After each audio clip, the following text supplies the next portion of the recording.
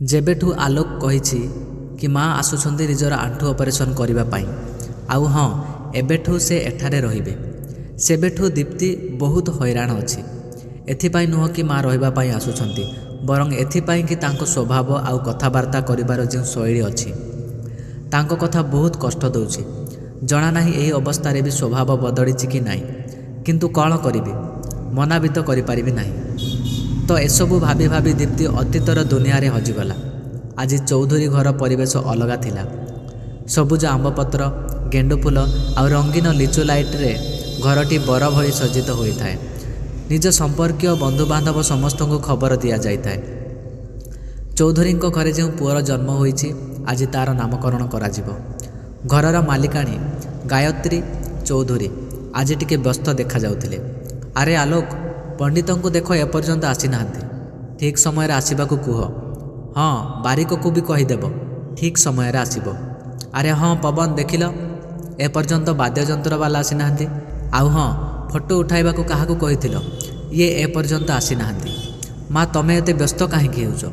ସମସ୍ତଙ୍କୁ ଆସିବାକୁ କୁହାଯାଇଛି, ସେମାନେ ଆସିବେ। ତମେ ଯାଇ ଅତିଥିଙ୍କ ସହିତ ବସ ଆଉ କଥାବାର୍ତ୍ତା କର। ତୁ କେମିତିକା କଥା କହୁଛୁ ପୁଅ? ଆରେ ମୋର ନାତି, ମାନେ ଏହି ଖାନଦାନର ମାଲିକର ଜନ୍ମ ହେଇଛି।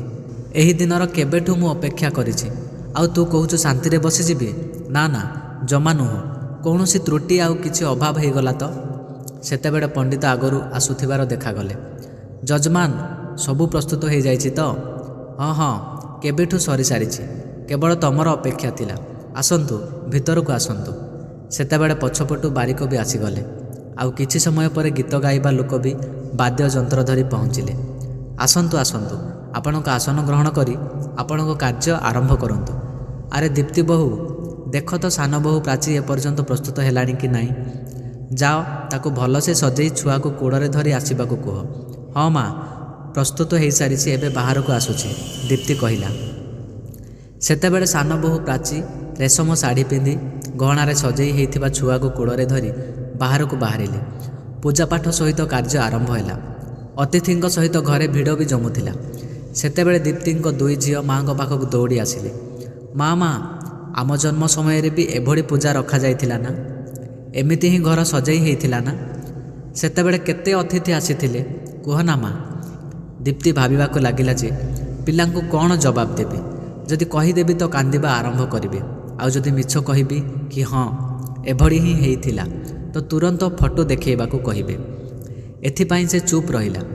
ଝିଅ ଦୁଇଟି ବାରମ୍ବାର ଜିଦ୍ କଲେ। ପିଲାଙ୍କ ଜିଦ୍ ଦେଖି ତାଙ୍କ ବାପା କହିଲେ, ହଁ ଝିଅ, ତମ ଦୁଇ ଜଣଙ୍କ ଜନ୍ମ ବେଳେ ବି ଏଭଳି ସବୁ ବ୍ୟବସ୍ଥା ହେଇଥିଲା। ତାହା ହେଲା ଯାହା ଦୀପ୍ତି ଭାବୁଥିଲା। ଶୁଣିବା ମାତ୍ରେ ପିଲା ଦୁଇଟା ଫଟୋ ଦେଖାଇବାକୁ କହିଲେ। କ'ଣ କରିବ ପୁଣି ବାହାନା କଲା କି ଫଟୋ ପରେ ଦେଖିବା, ଏବେ ଯାଇ ପୂଜା ଦେଖ ଆଉ ନିଜ ସାଙ୍ଗମାନଙ୍କ ସହିତ ଖେଳ। ଠିକ୍ ଅଛି ମା, କିନ୍ତୁ ପୂଜା ସରିବା ପରେ ଫଟୋ ନିହାତି ଦେଖାଇବ, କହି ପିଲା ଦୁଇଟା ଖେଳିବାକୁ ପଳାଇଲେ। ସେତେବେଳେ ଘରର ମାଲିକାଣୀ ଗାୟତ୍ରୀ ନିଜ ସାଥୀଙ୍କୁ ଦେଖାଇବାକୁ ଲାଗିଲେ କି ତାଙ୍କ ନାତି ପାଇଁ ସେ କ'ଣ କ'ଣ କିଣିଛନ୍ତି। ଏଇଟା ଦେଖ, ନାତି ପାଇଁ ମଲମଲିଆ କପଡ଼ା, ସୁନାର ହାର ଆଉ ସୁନାର ଏହିସବୁ ଗହଣା କେମିତି ଲାଗୁଛି? ସବୁକିଛି ଠିକ୍ ଅଛି ଚୌଧୁରୀ ମହାଶୟ। ନାତି ପାଇଁ ଏତେ ସବୁ ଦେଲ, କିନ୍ତୁ ଦୁଇ ନାତୁଣୀଙ୍କୁ ବି କିଛି ଦେଇଥାନ୍ତ।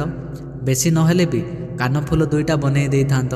ନାତୁଣୀଙ୍କ କାନରେ ହୀରା ଝୁଲିଛି ପରା, ତାଙ୍କ ସାଙ୍ଗ ମୀରା କହିଲା। ଆରେ ଇଏ ମୋର ନାତି, ଜୀବନ ସାରା ଘରେ ଧନରେ ଭର୍ତ୍ତି ହେଉଥିବ। ୟାକୁ ଯାହା ଦେବି ଘରେ ହିଁ ରହିବ। ଆଉ ସେ ଦୁଇ ଜଣ ତ ନାତୁଣୀ ହେବେ।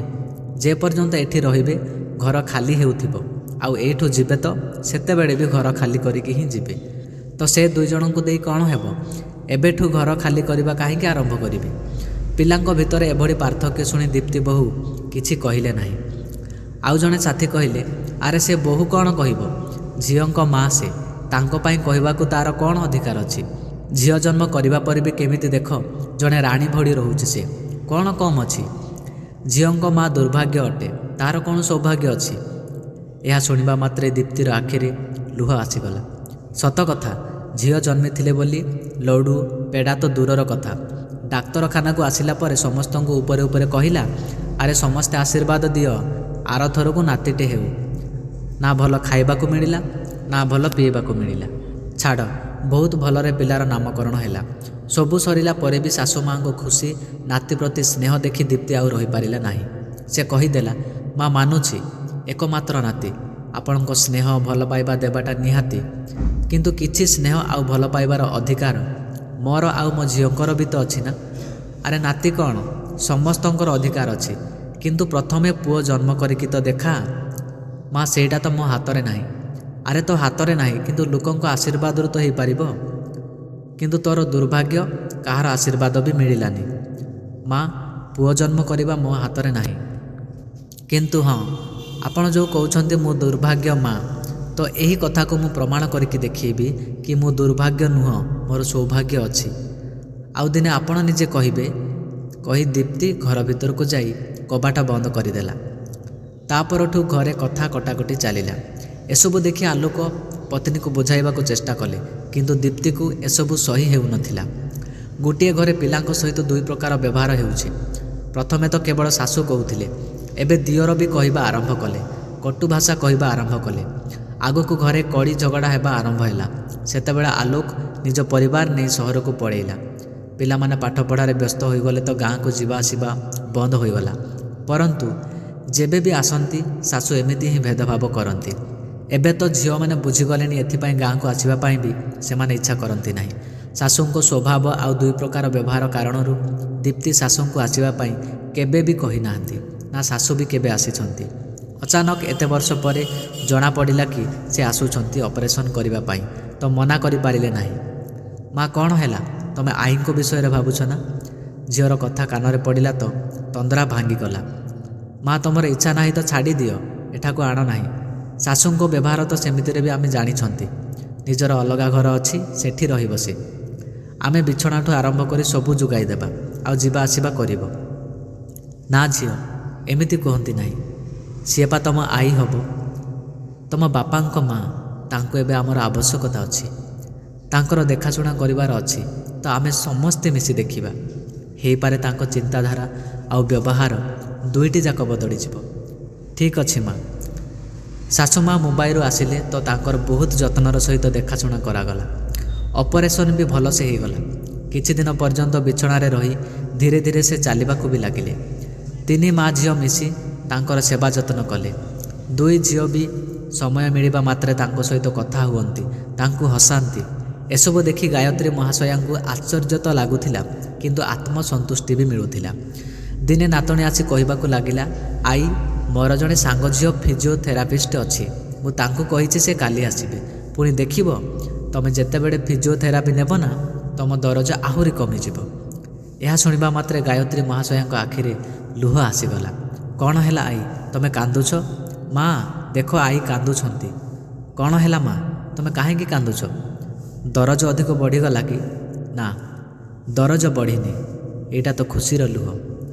ତମ ପରିବାର ଆଉ ଛୁଆଙ୍କୁ ଦେଖି ବହୁତ ଖୁସି ଲାଗୁଛି। ହୃଦୟରେ ଆତ୍ମିକ ସୁଖ ଅନୁଭବ ହେଉଛି। ଭଲ ଲାଳନ ପାଳନ ସହିତ ତାଙ୍କ ଭିତରେ ସଂସ୍କାର ଭରିକି ଅଛି। ତମେ ଆଉ ତମ ଝିଅ ଘରକୁ ଖୁସିରେ ଭରି ଦେଇଛ। ତୁ ସତରେ ଦୁର୍ଭାଗ୍ୟ ନୁହଁ, ସୌଭାଗ୍ୟ ମା ଅଟେ। ପୁଣି ହାତରୁ ସୁନାର ଚୁଡ଼ି କାଢ଼ି ନାତୁଣୀଙ୍କୁ ଦଉ ଦଉ କହିଲେ, ଆଜି ପର୍ଯ୍ୟନ୍ତ ମୁଁ ତମକୁ କିଛି ବି ଦେଇନି, ଆଉ ଏବେ ମୋ ପାଖରେ କିଛି ବି ନାହିଁ ତମକୁ ଦେବା ପାଇଁ। ଏଇଟା ମୋର ଚୁଡ଼ି, ଯାହା ତମ ଜେଜଙ୍କ ଶେଷ ପ୍ରମାଣ। ଏହାକୁ ରଖ। ନା ଆଈ, ମୋତେ ଦରକାର ନାହିଁ। ମୋ ପାଖରେ, ଜାଣିଛି ତମ ପାଖରେ ସବୁ କିଛି ଅଛି, କିନ୍ତୁ ଏଇଟା ତମ ଆଈଙ୍କ ଆଶୀର୍ବାଦ। ରଖିଦିଅ ଝିଅ, ରଖିଦିଅ।